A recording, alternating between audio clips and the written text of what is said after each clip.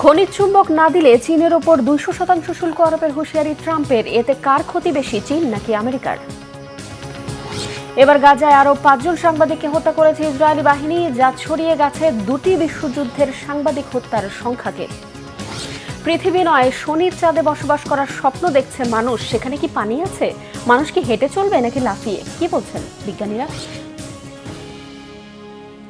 আসসালামু আলাইকুম, দেখছিলেন Bangla vision world news headline. 200% শুল্ক আরোপ হবে চীনের ওপর যদি যুক্তরাষ্ট্রকে খনিজ চুম্বক না দেয় আমেরিকা। চলমান বাণিজ্য যুদ্ধের মধ্যেই এবার খনিজ চুম্বক নিয়ে চীনকে এমন হুঁশিয়ারি দিলেন মার্কিন প্রেসিডেন্ট ডোনাল্ড ট্রাম্প। সোমবার ওভাল অফিসে ট্রাম্প সাংবাদিকদের জানিয়েছেন, বিশ্বে চুম্বকের একচেটিয়া নিয়ন্ত্রণ নিয়েছে চীন, তবে শুল্ক দিয়ে এই একচেটিয়া ব্যবসার নিয়ন্ত্রণ নেয়ার হুমকি দিয়েছেন প্রেসিডেন্ট ট্রাম্প। প্রশ্ন উঠেছে, ট্রাম্পের এই হুমকিতে কি ভয় পাবে চীন? কেননা এতে বিপদ বাড়বে আমেরিকারই। কারণ চীন প্রযুক্তি রপ্তানি বন্ধ করলে বিপাকে পড়বে আমেরিকার বড় বড় প্রযুক্তি ও গাড়ি নির্মাতা প্রতিষ্ঠানগুলো। বিস্তারিত মীর ফজলে রাব্বির ডেস্ক রিপোর্টে। দ্বিতীয় মেয়াদে হোয়াইট হাউসে বসে বিভিন্ন দেশের খনিজ সম্পদ নিয়ে বিশেষ আগ্রহ দেখাচ্ছেন মার্কিন প্রেসিডেন্ট ডোনাল্ড ট্রাম্প। ইউক্রেন ও গ্রিনল্যান্ডের বিরল খনিজের নিয়ন্ত্রণ পেতে রীতিমতো জোর জবরদস্তি চালিয়েছেন তিনি। আর এবার খনিজের জন্য ট্রাম্প হুমকি দিলেন বিশ্ব রাজনীতির আরেক পরাশক্তি দেশ চীনকে। 25 আগস্ট প্রথমবারের মতো মার্কিন প্রেসিডেন্ট ডোনাল্ড ট্রাম্পের সঙ্গে ওয়াশিংটনে বৈঠকে বসেন দক্ষিণ কোরিয়ার নতুন প্রেসিডেন্ট লি জায়ে-মিয়ুং। দক্ষিণ কোরিয়ার প্রেসিডেন্টের সাথে বৈঠকের মাঝেই চীনকে কড়া ভাষায় হুমকি দিলেন ট্রাম্প। ওভাল অফিসে বৈঠক চলাকালে লি জায়ে-মিয়ুংকে পাশে রেখেই চীনের খনিজ নিয়ে কথা বলেন ট্রাম্প। ট্রাম্প বলেন, চীন যুক্তরাষ্ট্রকে খনিজ চুম্বক দেবে, আর নইলে তাদেরকে 200% শুল্ক দিতে হবে। চীন যদি যুক্তরাষ্ট্রকে চুম্বক না দেয় তাহলে তাদের উপর আমাদের 200% শুল্ক আরোপ করতে হবে, আর এটা করতে আমাদের খুব বেশি সমস্যা হবে না। চীন খুবই বুদ্ধিমত্তার সাথে বিশ্বে চুম্বকের একচেটিয়া নিয়ন্ত্রণ নিয়েছে, কিন্তু আমাদের আরো অনেক শক্তিশালী জিনিস আছে, তা হলো শুল্ক। আশা করি খুব অল্প সময়ের মধ্যে আমাদেরও অনেক চুম্বক থাকবে।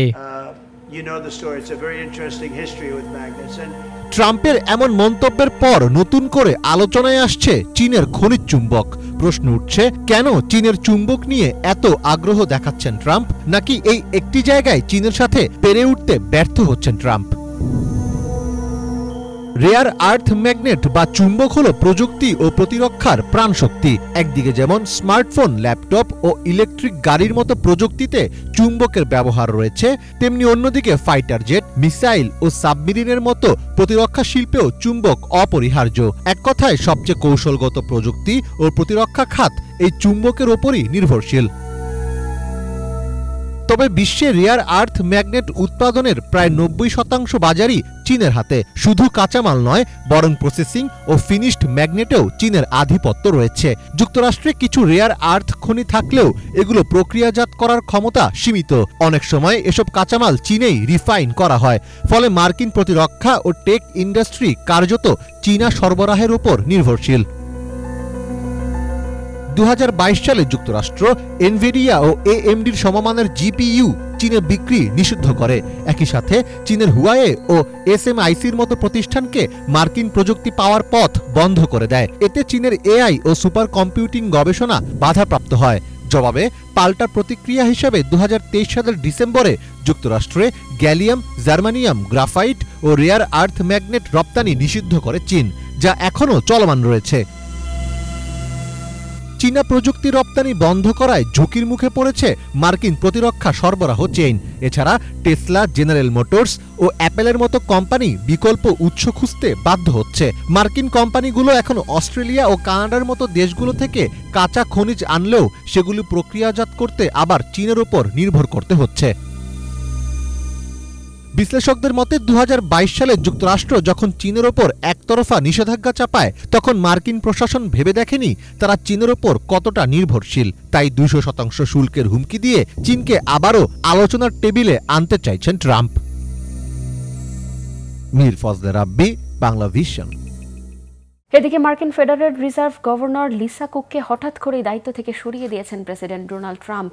ঋণ সংক্রান্ত জালিয়াতির অভিযোগ উঠেছে লিসার বিরুদ্ধে। স্থানীয় সময় সোমবার রাতে সামাজিক যোগাযোগ মাধ্যম ট্রুথ সোশ্যালে দেয়া এক পোস্টে লিসাকে অবিলম্বে বরখাস্ত করার ঘোষণা দেন ডোনাল্ড ট্রাম্প। প্রেসিডেন্টের দাবি, যুক্তরাষ্ট্রের সংবিধান ও 1913 সালের ফেডারেল রিজার্ভ আইন অনুযায়ী এই সিদ্ধান্ত নিয়েছেন তিনি। মার্কিন ফেডারেল মর্টগেজ নিয়ন্ত্রক সংস্থার অভিযোগ, লিসা একাধিক মর্টগেজ চুক্তিতে ভুয়া তথ্য দিয়েছেন। মার্কিন প্রেসিডেন্টের দাবি, প্রতারণামূলক ও সম্ভাব্য অপরাধমূলক আচরণের কারণেই লিসা কুকের সততার উপর আস্থা রাখতে পারছেন না। তবে বিষয়টি নিয়ে ফেডারেল রিজার্ভের পক্ষ থেকে এখনও কোনো মন্তব্য পাওয়া যায়নি। ফিলিস্তিনের গাজায় এবার হাসপাতালে বোমা হামলা চালিয়ে 5 জন সাংবাদিককে হত্যা করেছে ইসরায়েলি বাহিনী। নাসের হাসপাতালের ওই হামলায় এক সাংবাদিককে উদ্ধার করতে গিয়ে বোমায় প্রাণ হারান আরও 4 জন সাংবাদিক। এই নিয়ে ইসরায়েলি আগ্রাসনে 2 বছরে 270 জনেরও বেশি সাংবাদিক নিহত হয়েছে। 2 বিশ্বযুদ্ধেও এত সাংবাদিক নিহত হয়নি বলে জানানো হয়েছে যুক্তরাষ্ট্রের ব্রাউন ইউনিভার্সিটির এক প্রতিবেদনে। শহীদ আরাফাতের ডেস্ক রিপোর্ট। ঘটনাস্থল দক্ষিণ গাজার নাসের হাসপাতালের ছাদের পাশের ফ্লোর। রয়টার্সের লাইভ প্রচারের প্রস্তুতি চলছিল সোমবার। ক্যামেরায় দাঁড়িয়ে হুসাইম আল মাসরি। হঠাৎ করে ইসরায়েলি বোমার আঘাতে মাসরি মাটিতে লুটিয়ে পড়ে। অন্য ফ্লোর থেকেও দৌড়ে আসেন 4 সাংবাদিক ও স্বাস্থ্যকর্মী। উদ্দেশ্য সহকর্মীকে উদ্ধার করা, কিন্তু সাথে সাথেই আরেকটি বোমা পড়ে একই জায়গায়। মুহূর্তেই প্রাণ হারান 4 সাংবাদিক সহ 21 জন। হুসাইম আল মাসরি রয়টার্সের হয়ে কন্ট্যাক্টে কাজ করতেন। নিহত অপর সাংবাদিকরা হলেন অ্যাসোসিয়েট প্রেসের freelancer Mariam Abu Daga, Al Jazeera Mohammad Salema, Reuters সহ বিভিন্ন প্রতিষ্ঠানের হয়ে কাজ করা আবু তোহা ও আবু আজিজ। 2023 সালের 7 অক্টোবর হামাস ইসরায়েল সংঘাত শুরুর পর ইসরায়েলি হামলায় গাজায় অন্তত 270 সাংবাদিক নিহত হয়েছেন। গড়ে প্রতি মাসে সাংবাদিক নিহতের সংখ্যা 13 জন। যুক্তরাষ্ট্রের ব্রাউন ইউনিভার্সিটির তথ্য মতে, গাজায় যে সংখ্যক সাংবাদিক প্রাণ হারিয়েছেন, মার্কিন সিভিল ওয়ার, প্রথম কিংবা দ্বিতীয় বিশ্বযুদ্ধেও এত সাংবাদিক হত্যা দেখেনি বিশ্ব। সাংবাদিক হত্যার ঘটনাকে যুদ্ধ অপরাধ বলছে অ্যামনেস্টি ইন্টারন্যাশনাল। সেই সঙ্গে ইসরায়েলকে জবাবদিহিতার আওতায় আনার দাবিও জোরালো হচ্ছে আন্তর্জাতিক মহলে। Shahid Arafat, Bangla Vision news desk. ইহুদি বিদ্বেষে উস্কানির জন্য ইরানকে অভিযুক্ত করে দেশের রাষ্ট্রদূতকে দেশ ছাড়তে 7 দিনের আলটিমেটাম দিয়েছে অস্ট্রেলিয়া। বন্ধ হয়েছে ইরানে অস্ট্রেলিয়া দূতাবাসের কার্যক্রম। একই দিনে অস্ট্রেলিয়ার ভিক্টোরিয়া রাজ্যে গুলিবর্ষণে 2 পুলিশ নিহত আর অপরজন আহত হয়েছেন। দ্বিতীয় বিশ্বযুদ্ধের পর এই প্রথম কোনো রাষ্ট্রদূতকে দেশ ছাড়তে বলল অস্ট্রেলিয়া। পার্লামেন্টের অধিবেশনে অস্ট্রেলিয়ার প্রধানমন্ত্রী অ্যান্থনি আলবানিজ জানিয়েছেন, গত বছরের অক্টোবরে সিডনিতে আর ডিসেম্বরে মেলবোর্নে হামলার তদন্ত প্রতিবেদন জানার পর ক্যানবেরার ইরান দূতাবাস থেকে যুক্তরাষ্ট্রকে ফেরত পাঠানোর সিদ্ধান্ত হয়েছে। সেই সাথে তেহরানে অস্ট্রেলিয়া দূতাবাসের কর্মীদের তৃতীয় কোনো দেশে সরে যেতে বলা হয়েছে। বিরোধী নেত্রী সুসান লি জানিয়েছেন, অস্ট্রেলিয়ার মাটিতে হামলায় ইরানের মতো ভিনদেশি জড়িত থাকার ঘটনা শিউরে ওঠার মতো উদ্বেগজনক। অস্ট্রেলিয়া সরকার কিছুদিন আগে ঘোষণা দিয়েছে, আগামী 1 সেপ্টেম্বর থেকে জাতিসংঘ সাধারণ পরিষদের অধিবেশনে ফিলিস্তিনের স্বাধীনতায় স্বীকৃতি দেবে। এতে অস্ট্রেলিয়ার বিরুদ্ধে ইসরায়েল চরম কূটনৈতিক দ্বন্দ্ব চালালেও রাষ্ট্রদূত বহিষ্কারের সিদ্ধান্তকে স্বাগত জানিয়েছে তেল আবিব। এদিকে ভিক্টোরিয়া রাজ্যে যৌন হয়রানিতে অভিযুক্ত ব্যক্তিকে ধরতে গিয়ে গুলিতে 2 পুলিশ নিহত হয়েছে। মেলবোর্ন থেকে প্রায় 300 কিলোমিটার উত্তর পূর্বের শহর আলপাইনে তল্লাশির জন্য পুলিশের একটি দল গেলে এই হতাহতের ঘটনা ঘটে। এরপরেই শিশুসহ পরিবারের সদস্যদের নিয়ে পালায় হামলাকারী। সেখানে আছে নদী, আছে সাগরও, কিন্তু তাপমাত্রা অনেক কম। অ্যান্টার্কটিকা মহাদেশের থেকেও অনেক বেশি ঠান্ডা সেখানে। শুধু তাই নয়, সেখানে হেঁটে না, চলতে হয় প্রায় লাফিয়ে লাফিয়ে। পৃথিবীর বাইরে এমনই এক জায়গায় বসবাস করার স্বপ্ন দেখছে মানুষ। সেটি হলো শনি গ্রহের চাঁদ টাইটান। আমাদের সৌরজগতের দ্বিতীয় বৃহত্তম এই চাঁদে পানি ছাড়াও আছে ঘন বায়ুমণ্ডল, যা মানুষকে মহাকাশের ক্ষতিকর বিকিরণ থেকেও রক্ষা করবে। কিন্তু শনির দশা কাটিয়ে সেখানে কি বসবাস করা যাবে? কি বলছেন বিজ্ঞানীরা? ডেস্ক রিপোর্টে জানাচ্ছেন ইমরান মাহমুদ। মানুষের বহু পুরনো স্বপ্ন পৃথিবীর বাইরে অন্য কোনো গ্রহ বা চাঁদে স্থায়ীভাবে বসবাস করা। চাঁদ ও মঙ্গল গ্রহ নিয়ে যেমন গবেষণা চলছে, তেমনি বিজ্ঞানীরা আরও দূরে তাকাচ্ছেন। সেই দূর ভবিষ্যতের সম্ভাব্য ঘর হতে পারে শনি গ্রহের রহস্যময় চাঁদ টাইটান। বিজ্ঞানীরা ইতোমধ্যেই মনে করছেন, একদিন হয়তো টাইটান মানব সভ্যতার দ্বিতীয় আবাস হতে পারে। কিন্তু আসলেও কি তা সম্ভব? মহাকাশ গবেষণা সংস্থা নাসার তথ্য মতে, টাইটান সৌরজগতের দ্বিতীয় বৃহত্তম চাঁদ। এটি মঙ্গল গ্রহ থেকেও বড়। এখানে ঘন বায়ুমণ্ডল রয়েছে, যা প্রধানত নাইট্রোজেন দিয়ে তৈরি। সবচেয়ে আকর্ষণীয় বিষয় হলো টাইটানে তরল হ্রদ, নদী ও সমুদ্র পাওয়া গেছে। তবে এগুলো আমাদের পরিচিত পানি নয়, বরং মিথেন ও ইথেন নামের তরল গ্যাস। বিজ্ঞানীরা বলছেন পানি না থাকলেও টাইটানের রাসায়নিক পরিবেশ জীবন ধারণের জন্য উপযুক্ত হয়ে উঠতে পারে ভবিষ্যতে। টাইটানকে মানুষের বসবাসযোগ্য জায়গা হিসেবে ভাবার অন্যতম কারণ হলো এর বায়ুমণ্ডল। পৃথিবীর বাইরে খুব কম জায়গাতেই এত ঘন বায়ুমণ্ডল পাওয়া গেছে। এর ফলে মানুষ মহাকাশের ক্ষতিকর বিকিরণ থেকে আংশিক সুরক্ষা পেতে পারে। এছাড়া টাইটানের বায়ুমণ্ডলে জৈব যৌগ বা অর্গানিক কম্পাউন্ডস পাওয়া গেছে, যা জীবনের মূল উপাদান। সায়েন্স জার্নালের এক প্রতিবেদনে উল্লেখ করা হয়েছে এই জৈব যৌগগুলো সঠিক পরিবেশে জীবনের বিকাশ ঘটাতে পারে। তবে সেখানে বসবাস করাটা মোটেও সহজ হবে না। টাইটানের পৃষ্ঠের তাপমাত্রা প্রায় -179°C, যা অ্যান্টার্কটিকা মহাদেশ থেকেও অনেক বেশি ঠান্ডা। ফলে সেখানে বেঁচে থাকার জন্য মানুষকে বিশেষ প্রযুক্তি নির্ভর ঘরে থাকতে হবে। আরেকটি বড় সমস্যা হলো পৃথিবীর বায়ুমণ্ডলের মতো সেখানে নাইট্রোজেন থাকলেও কোনো অক্সিজেন নেই। তাই সেখানে গেলে মানুষকে শ্বাস নেওয়ার জন্য সবসময় বিশেষ অক্সিজেন সাপোর্ট থাকতে হবে। মানুষের দৈনন্দিন জীবন টাইটানে কেমন হতে পারে সেটিও ভেবে দেখেছেন গবেষকরা। টাইটানের মধ্যাকর্ষণ শক্তি পৃথিবীর তুলনায় 7 গুণ কম, ফলে মানুষ খুব সহজে চলাফেরা করতে পারবে। সেখানে হাঁটা মানে হবে প্রায় লাফিয়ে লাফিয়ে চলা। সহজ ভাষায় বলতে গেলে পৃথিবীতে যেখানে 1 লাফে সর্বোচ্চ 1.5 ফুট উপরে ওঠা যায়, সেখানে টাইটানে 1 লাফে 12 ফুট পর্যন্ত, অর্থাৎ প্রায় 1 তলা উপরে ওঠা যাবে। নাসা ভবিষ্যতে টাইটানের ড্রোন পাঠানোর পরিকল্পনা করছে, যার নাম ড্রাগনফ্লাই মিশন।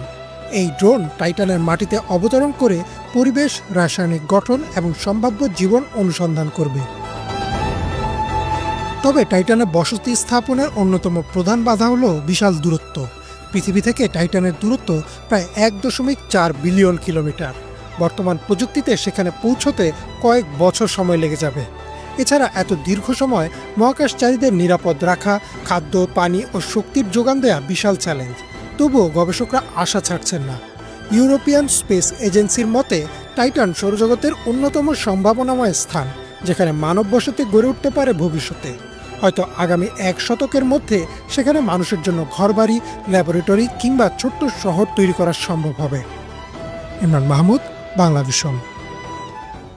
পেরুর উপকূলবর্তী অঞ্চলে অস্বাভাবিক ঢেউয়ের কারণে সংকটময় পরিস্থিতি সৃষ্টি হয়েছে। সমুদ্রের রোষের কারণে পেরুর উপকূলে মানুষ জীবন ও জীবিকা মারাত্মকভাবে ঝুঁকির মুখে পড়ে গেছে। প্রবল ঢেউয়ের কারণে 100টিরও বেশি বন্দর সাময়িকভাবে বন্ধ ঘোষণা করা হয়েছে।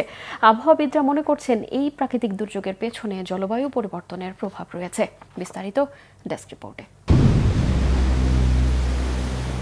এবার পেরুর উপকূলবর্তী অঞ্চলে অস্বাভাবিক ঢেউয়ের কারণে চরম পরিস্থিতির সৃষ্টি হয়েছে। ব্যাপক অসুবিধায় পড়েছে মানুষ।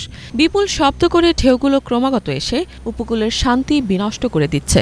উপকূলবর্তী বাড়িঘরগুলো ঢেউয়ের তাণ্ডবে দুলতে শুরু করেছে। ফলে মানুষের মুখে উদ্বেগের ছাপ আর চোখে ভীতি দেখা দিয়েছে। এই অস্বাভাবিক সাগরের উত্তেজনা পুরো এলাকাকে যেন ভয়ে জর্জরিত করে তুলেছে। রয়টার্সের তথ্য মতে সাগরের তাণ্ডবের কারণে গত 25 আগস্ট পেরুর উপকূলবর্তী অঞ্চলের 100টিরও বেশি বন্দর সাময়িকভাবে বন্ধ করে দেওয়া হয়েছে।